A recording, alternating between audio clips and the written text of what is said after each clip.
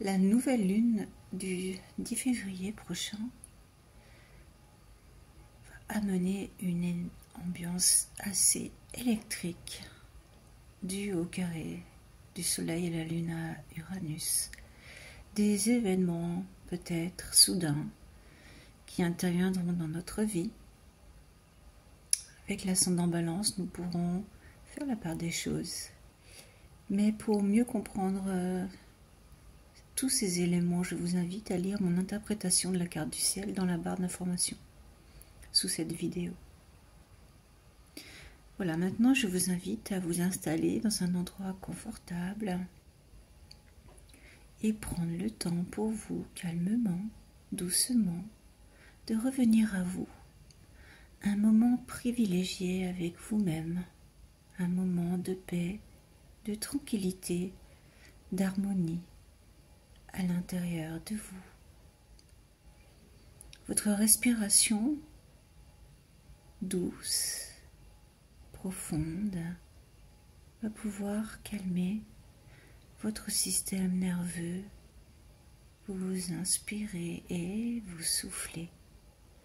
Plus vous inspirez et vous soufflez, plus le calme se répand dans tout votre corps. Peut-être sentez-vous des différences dans une certaine partie de votre corps, peut-être de la chaleur, je ne sais pas, ou encore du froid de l'autre côté. Cela n'a aucune importance et votre corps est lourd, très lourd. Voilà, maintenant je vous invite à écouter une histoire. Mais si à tout moment où vous vous sentez mal à l'aise, vous pouvez sortir de cet état modifié de conscience. Je vais vous raconter l'histoire d'une personne qui, tout au long de sa vie, a rencontré des obstacles et de gros malaises suite à ses fréquentations.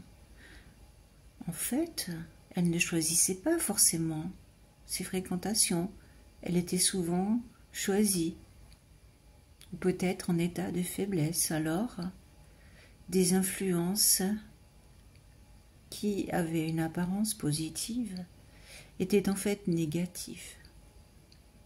Parfois, et pour certains, des influences féminines revêtaient des envies d'appropriation de la personnalité de cette personne. Car cette personne était solaire, bienveillante, gaie, et en fait, au contact de ces personnes, elle se trouvait fatiguée, épuisée, absorbée, parfois un peu malade. Et au bout d'un moment, elle se rendait compte que ces personnes étaient nuisibles, car ces personnes finissaient toujours par se trahir leur envie, leur jalousie. Peut-être étaient-elles des coquilles vides et se nourrissaient de cette personne. C'est vous qui savez. Cette personne, après, au bout d'une conscience infinie de son être, peut-être grâce à une étude d'elle-même ou simplement à une analyse par elle-même, elle comprit qu'un virage était important à prendre pour ne plus répéter ces schémas d'envahissement de personnes, de captation d'esprit qui finalement étaient nuisibles à son équilibre tant émotionnel que physique. Elle alla se promener dans un bois, au bord d'un fleuve, et décida, au nom de l'enfant qui était à l'intérieur d'elle, de lutter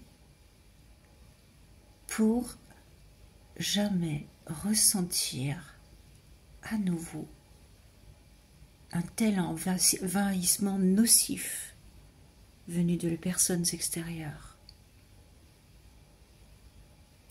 Forte de cette promesse, elle retourna à sa vie.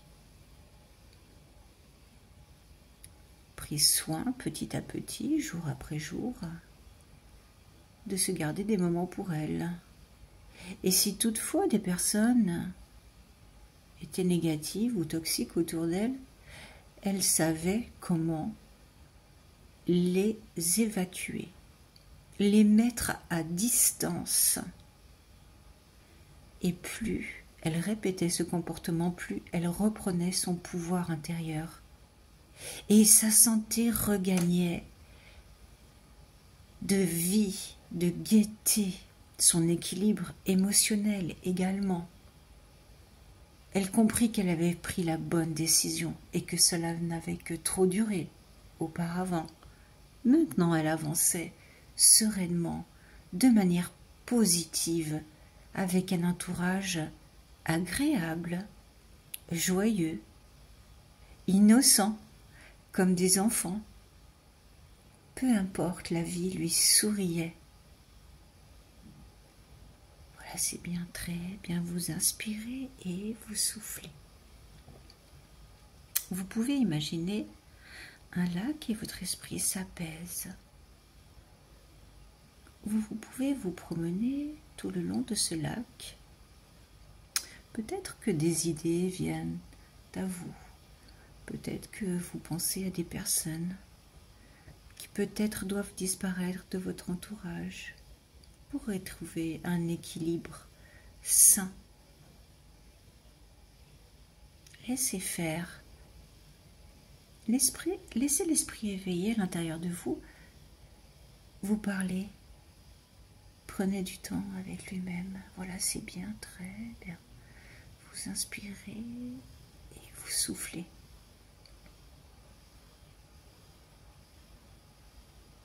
Voilà, il est possible que dans les jours, les semaines qui viennent, vous regagniez du terrain, tant sur le plan émotionnel et physique.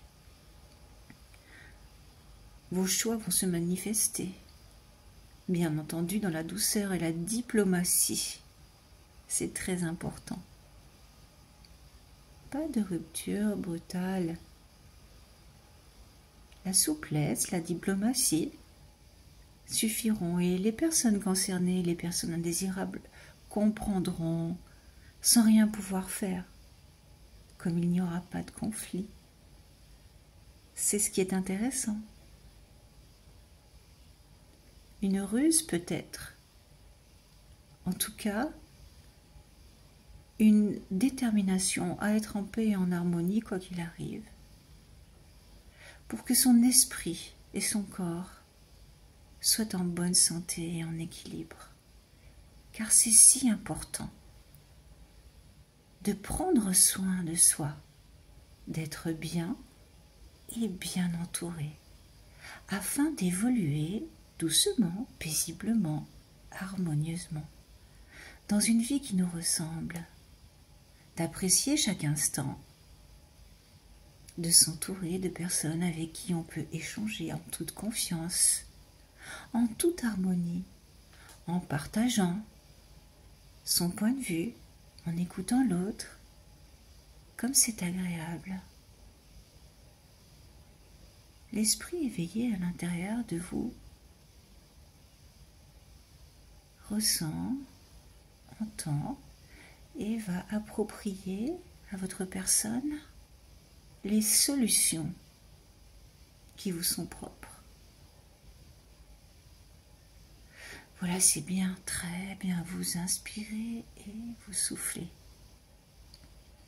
Vous allez petit à petit reprendre conscience de l'endroit où vous êtes, le support sur lequel vous êtes installé. Ouvrir les yeux s'ils étaient fermés, vous étirez, bâillez.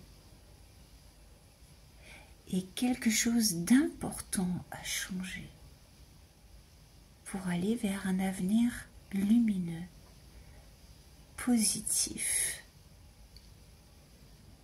Vous inspirez, vous soufflez, vous êtes là, ici et maintenant, et tout est parfait.